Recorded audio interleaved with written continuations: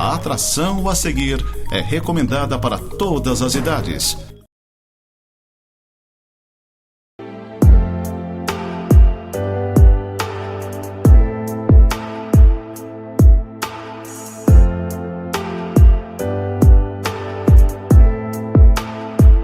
Olá, gente querida, graça e paz, Deus abençoe a todos, que o favor do Senhor esteja com você, em meio à sua casa, em meio à sua família. Queria trabalhar com você um texto do livro de Provérbios, capítulo 27, verso 23, que diz o seguinte: procura conhecer o estado das tuas ovelhas e cuida dos teus rebanhos. Provérbios 27, verso 23, procura conhecer o estado das tuas ovelhas e cuida dos teus rebanhos. Esse versículo ele tem sido o lema do meu ministério há muitos anos, há muito tempo que eu uso como base para a minha atuação, e eu creio que deveria ser para todas as igrejas, para todos os pastores. Nós deveríamos realmente fazer aquilo que o Senhor nos pede ou nos manda fazer, e não aquilo que nós achamos que nós deveríamos fazer, ou aquilo que nós achamos que é certo, ou pior ainda, quando nós fazemos aquilo que dá certo. Nós temos que fazer aquilo que o Senhor pede e ordena na sua palavra. Está dizendo aqui: procura conhecer o estado das tuas ovelhas. Significa que nem sempre é fácil nós conhecermos ou nós sabermos o que fazer. Procura conhecer, te esforça, te empenha, vai atrás, procura discernir, procura ter a sabedoria, o direcionamento, procura conhecer o estado das tuas ovelhas. Bem, o estado das ovelhas, em que sentido, pastor? O estado espiritual, o estado emocional, o estado familiar, o estado material. E tem tantas coisas que nós poderíamos explorar aqui, não é? Nós nos baseamos no exemplo do bom pastor, que é Jesus, né? Se você olhar em Mateus capítulo 9, 35 e 36, diz que Jesus ele percorria todas as cidades e povoados, não é? Ensinando o evangelho do reino, e olhava para as ovelhas e percebiam que elas eram ovelhas que estavam sem pastor, sem pastoreio, sem cuidado. Ou seja, é como se as ovelhas estivessem atiradas, e uma ovelha atirada ou largada, ela não subsiste, ela não consegue caminhar ou viver sozinha. A ovelha precisa do pastor, ela precisa daquele que arrebanha, daquele que conduz aos bons pastos, daquele que leva as águas de refrigério, aquele que realmente se preocupa com o seu estado emocional, estado espiritual. Gente, cada pessoa tem uma história. Nós somos a soma, vamos dizer assim, ou o resultado da nossa história. Nós temos uma criação, nós temos uma formação. Uns foram criados na cidade, outros foram criados no sítio, né? Enfim, o lugar de criação, tudo isso influencia a nossa maneira de ser, a maneira como nós nos comportamos, os nossos valores, a nossa fala, o nosso vocabulário, enfim, vem do nosso meio. E essas pessoas, elas acabam chegando para a igreja, cada uma delas com a sua história. Agora você imagina, a estatística diz que um pastor não consegue cuidar mais do que 50 pessoas. Isso é estatística, isso é fato. Cuidar, estamos falando aqui de cuidar, não estamos falando aqui de pregar. Pregar, nós podemos pregar para milhares, não é essa a questão, mas cuidar, conhecer o estado, está machucada, está ferida, está precisando de alguma coisa, é só andando no meio, só conhecendo realmente a ovelha. E cuida dos teus rebanhos, procura conhecer o estado das ovelhas, em segundo lugar, e cuida dos teus rebanhos. O que o Senhor pede é que cuidemos dos rebanhos. Mas quais rebanhos? Bem, nós temos tantos, né? Nós temos o rebanho das crianças, nós temos o rebanho dos adolescentes, nós temos o rebanho dos jovens, nós temos o rebanho dos casais, nós temos o rebanho dos descasados, nós temos o rebanho dos idosos, nós temos o rebanho dos líderes, Nós temos o rebanho dos pastores, por exemplo, eu tenho mais do que 1 ou 2 ou 3 pastores, então eu preciso cuidar também desses pastores, é minha tarefa, é minha função. Cuida dos teus rebanhos. Quais? Todos eles. Todos os rebanhos, desde o menor até o maior, da tenra idade até a idade mais avançada. Nós temos que cuidar. Procura conhecer o estado das ovelhas e cuida dos teus rebanhos. Agora, deixe-me entrar aqui numa área que é um pouquinho complicada. Como que nós vamos cuidar, vamos dizer assim, do rebanho ou dos rebanhos, se na maioria das vezes os pastores estão feridos? Eu sei que é um tema que a gente não trabalha muitas vezes. Você não conhece o estado em que o seu pastor se encontra. Você às vezes olha para o teu pastor e você acha que está tudo bem com ele, que está tudo 100%, mas você não sabe quanta dor ele carrega, você não sabe quanta preocupação ele carrega, você não sabe tudo aquilo que ele passa para manter o seu rebanho unido, o seu rebanho coeso, as horas que ele gasta orando, as horas que ele gasta em vigília, as horas que ele gasta preparando uma mensagem, uma pregação, um estudo para algum grupo de amor e cuidado ou um grupo pequeno, né? Os velórios, os casamentos, aniversários, enfim, todas essas situações, elas requerem a presença do pastor, entende?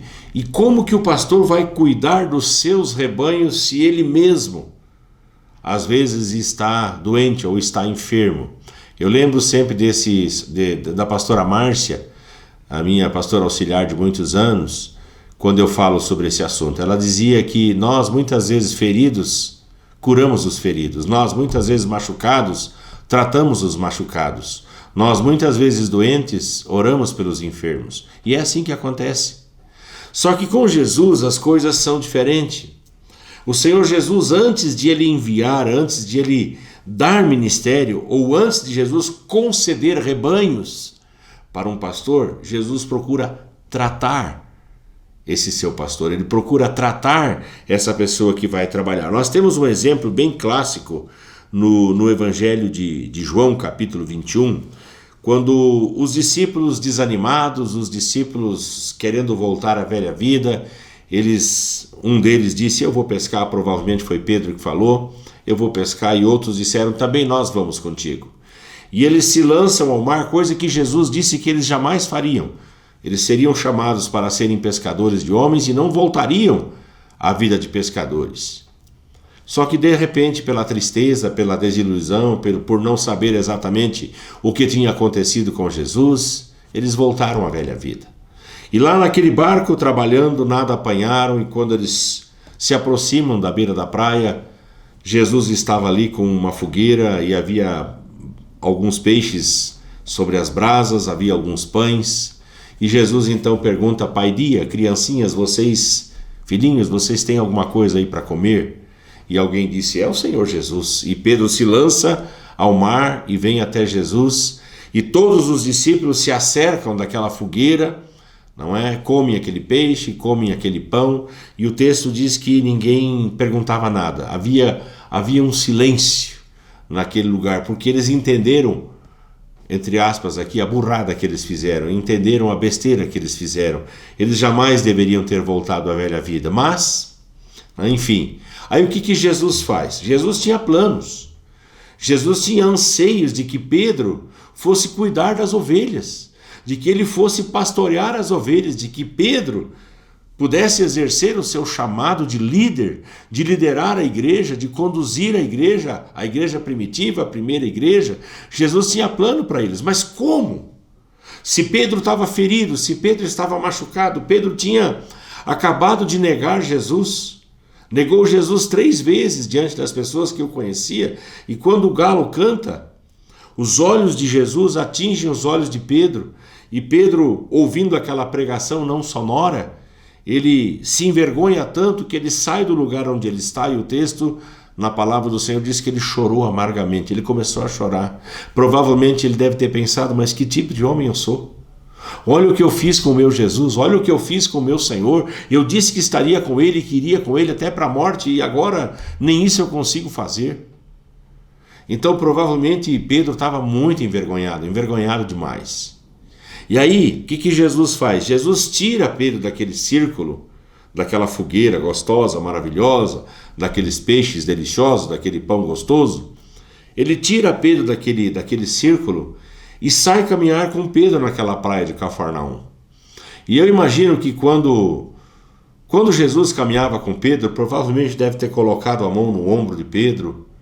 E aí o texto diz, a partir do verso 15, no capítulo 21, que Jesus ele faz 3 perguntas para Pedro. Ele diz: Pedro, você me ama mais do que aqueles lá me amam? Apontando de certo para o círculo dos discípulos. Você me ama mais do que aqueles lá? E Pedro disse: claro, Senhor, tu sabes que eu te amo.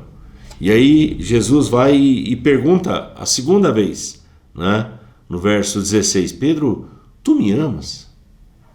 E uma terceira vez, uma terceira pergunta, e Pedro responde: sim, tu sabes que eu te amo. E até na terceira vez ele ficou um pouco triste, porque Jesus perguntou 3 vezes.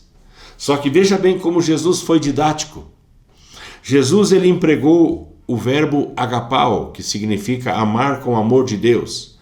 Jesus perguntou para ele: agapás-me? Você me ama com amor comprometido, com amor apaixonado, com amor de Deus? Você me ama com esse amor de entrega, com esse amor de renúncia? Pedro ouviu essa pergunta, só que ele responde philose. Ele usa no grego um outro verbo, o verbo philéu, que indica gostar, como a gente gosta de um amigo, não amar como a gente ama a Deus. Jesus perguntou para ele: tu me amas? E Pedro respondeu: eu gosto de ti, Jesus. Segunda vez Jesus pergunta: agapás-me? Tu me amas? E Pedro diz: eu gosto de ti, Jesus. E na terceira vez Jesus didaticamente usa o verbo de Pedro e pergunta para ele: fileis-me? E ainda assim Pedro disse philose, ou seja, eu gosto de ti. Pedro não tinha condições emocionais, espirituais, de fazer uma declaração de amor, de renúncia, de um amor abnegado. Ele disse: eu gosto de ti, Jesus.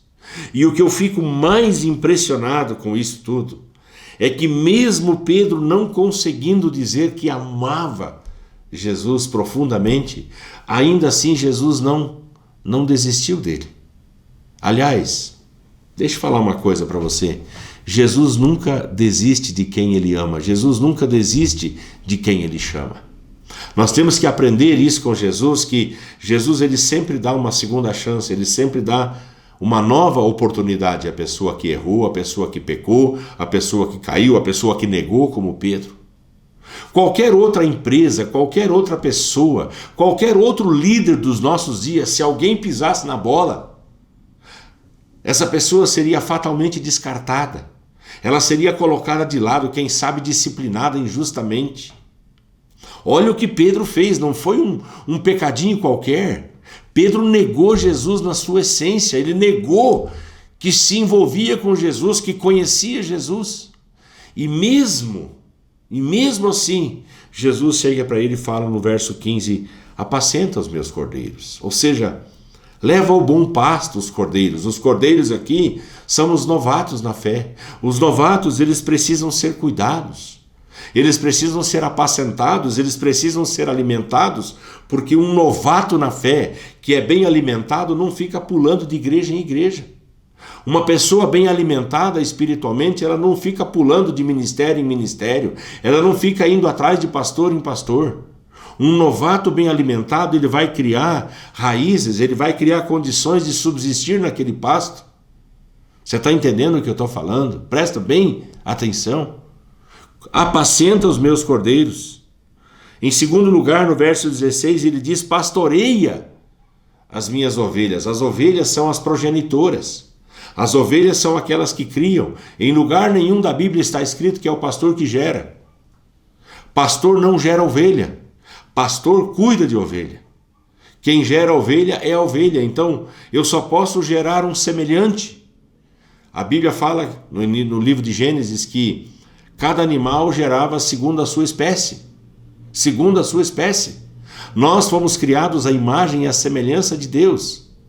Mas Adão e Eva só puderam gerar alguém semelhantes a ele. Nós só geramos semelhantes a nós. Então um pastor gera um semelhante. O que um pastor gera? Um pastor gera um outro pastor. Um pastor gera um outro líder. Mas um pastor jamais gera uma ovelha. Quem gera a ovelha é a ovelha. Essa é a minha função como ovelha e é a sua função como ovelha. Mas como pastor eu cuido. Como pastor eu apacento. Como pastor eu levo aos bons pastos. A minha preocupação primária com as minhas ovelhas é perceber se elas estão bem cuidadas, é perceber se elas estão bem alimentadas. Eu preciso aprender a levar as ovelhas ao bom pasto. Jesus disse para ele: apacenta os cordeiros, pastoreia as ovelhas. E no fim, no verso 17, ele disse: apacenta as ovelhas. Por quê? As ovelhas precisam ser pastoreadas, mas elas precisam ser apacentadas. Veja bem, eu não disse apacentadas, não é sentar a lenha, é apacentar, é levar ao bom pasto, aos pastos verdejantes. A ovelha, ela precisa ser bem cuidada. Então, o que nós precisamos hoje? Nós precisamos aprender com Jesus a agir como Jesus agiu e a valorizar o que Jesus valorizava. Tem muita coisa que nós estamos fazendo, e eu sempre digo aqui nessa programação, nós estamos fazendo na igreja que Jesus nunca imaginou que nós devêssemos fazer. Mas aquilo que nós devemos fazer, nós acabamos negligenciando. Não é? Geralmente as pessoas perguntam: ô pastor, quantos membros tem lá na tua igreja? Quantas pregações você faz por semana? Quanto entra lá na tua igreja? Mas ninguém pergunta quantas pessoas estão sendo cuidadas. Quantas pessoas estão sendo discipuladas? Quantas pessoas estão sendo devidamente apacentadas? Você entende? Muitas ênfases. Dias atrás, 2 senhoras vieram para um grupo de amor e cuidado e elas eram de um outro segmento, de uma outra denominação. E eu falando sobre essa dualidade que a igreja vive, que é no templo e de casa em casa. Eu disse que uma igreja, para ser bíblica, ela tem que ter reuniões formais no templo e reuniões informais nas casas. É no templo e de casa em casa. E ela disse: mas lá na igreja onde eu vou, não tem reunião de casa em casa. Eu falei: pois é.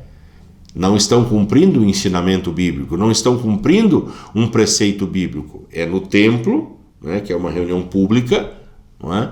E de casa em casa, que são as reuniões onde o discipulado acontece, onde as perguntas surgem, onde nós podemos interagir, onde a comunhão pode ser intensificada.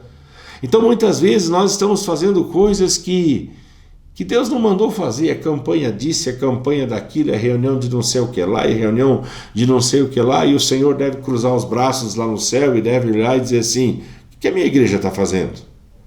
O que esses crentes estão pensando? Não é? Agora, uma igreja fiel, uma igreja que cuida, uma igreja que apacenta, uma igreja que discipula, uma igreja que se reúne no templo, uma igreja que se reúne de casa em casa, ela está cumprindo aquilo que o Senhor prescreveu. Então, urgentemente, nós pastores, nós líderes, as igrejas precisam redescobrir a verdade, nós precisamos voltar a esse evangelho simples que em algum momento da história se perdeu. E quanto mais para o fim nós caminharmos, mais complicada vai ficar a situação. Porque as igrejas vão correr para caminhos de produtividade, vão correr para caminhos de disputas, de grandeza, de megalomania, de evidência. Eu não estou dizendo que está em evidência errado, não é isso que eu estou falando. Mas às vezes nós corremos atrás de algumas coisas que a Bíblia não fala, que ela não ensina. E nós temos que aprender urgentemente a conhecer as nossas ovelhas, conhecer o estado emocional, o estado espiritual, material, financeiro, familiar. Como é que essas ovelhas estão? Como é que elas estão vivendo dentro de casa? Tem algum problema, alguma tristeza, alguma angústia, alguma depressão? Tem alguma enfermidade? Lá na grande plateia nós não conseguimos saber isso, mas quando nós andamos com a ovelha, nós acabamos conhecendo o estado delas. Então, gente, nós temos que voltar a esse evangelho simples. Jesus, ele nos escolheu com um propósito, que é cuidar de gente. Cuidar de gente é fácil? Não, não é fácil. Talvez seja uma das coisas mais difíceis que nós temos para fazer. Cuidar de gente, cuidar de pessoas, pastorear pessoas, andar com gente nova na fé, andar com aqueles que foram mal treinados, com aqueles que foram mal discipulados, com aqueles que foram mal preparados, reconduzi-los ao caminho da verdade, à verdade plena, ao evangelho simples de Jesus. Então eu tenho aprendido a fazer uma releitura da palavra e ver coisas que a maioria das pessoas não vê. O evangelho pleno é visitar os órfãos, as viúvas, é gente desqualificada, gente que ficou de lado, gente que ficou órfã, gente que ficou sem pai, que ficou sem mãe, gente que está entregue à própria sorte. Esse é o evangelho. O evangelho é cuidar de pessoas, ver como se encontram, qual é o estado. Você está entendendo o que eu estou falando? Se você entendeu, graças a Deus, consegui passar uma mensagem para você. Igreja não muda, presta atenção, igreja não muda. A igreja, ela tem um padrão, um modelo bíblico para seguir. E se nós fizermos isso, nós seremos encontrados fiéis, fazendo exatamente aquilo que o Senhor nos chamou para fazer. Tá bom? Vamos orar? Nosso Pai amado, nós agradecemos porque o Senhor é o nosso pastor, o supremo pastor. Nós agradecemos porque o Senhor cuida de nós. O Senhor cuida por meio do Espírito Santo. O Senhor cuida de cada uma das nossas necessidades, sejam elas físicas, espirituais, emocionais, familiares, enfim, de toda ordem, de toda natureza. Obrigado pelo teu cuidado. Obrigado, Deus, porque o Senhor dotou a igreja de pastores segundo o teu coração. Pastores que ainda se preocupam com o estado das suas ovelhas, que querem andar com as ovelhas, que se preocupam com elas, que têm o desejo de pastorear, de apacentar, de levar aos bons pastos, de cuidar das suas dores, das suas enfermidades, enfim. Obrigado, Pai, por esses pastores, obrigado pela Tua palavra que é sempre viva, a Tua palavra que nos orienta, norteia a nossa vida. Em nome de Jesus eu oro para que o Senhor tenha misericórdia da Tua igreja nesse tempo do fim e o Senhor nos ajude a não nos desviarmos dos preceitos e dos princípios que a Tua palavra estabelece. Eu oro, Deus, pedindo a Tua graça, a Tua bênção neste lar, em meio a essa casa, em meio a essa família. Em nome do Senhor Jesus oramos assim e agradecemos. Amém e amém. Gente querida, Deus abençoe e fique todos na paz do Senhor Jesus. Eu sirvo um Deus que faz milagres todo dia. Ele é o Deus que faz sinais e maravilhas. Só Ele é Deus sobre a terra e o céu. Ele é grande, Ele é bom e fiel. Ele me deu todo o amor do céu, tão divino. Seu Filho Jesus, que naquela cruz mudou meu destino. Quando eu pensei estar só, não estava, porque o meu Deus me acompanhava. Ele é o que eu preciso todos os dias. Ele é a verdade, estou seguro, pois Ele não muda, não tem variação. Esse é o Deus que eu tenho comigo no meu coração.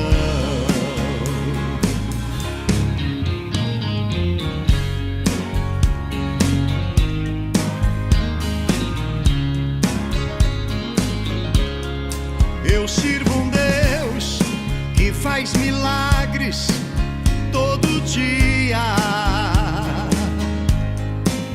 Ele é o Deus que faz sinais e maravilhas. Só Ele é Deus sobre a terra e o céu. Ele é grande, Ele é bom e fiel.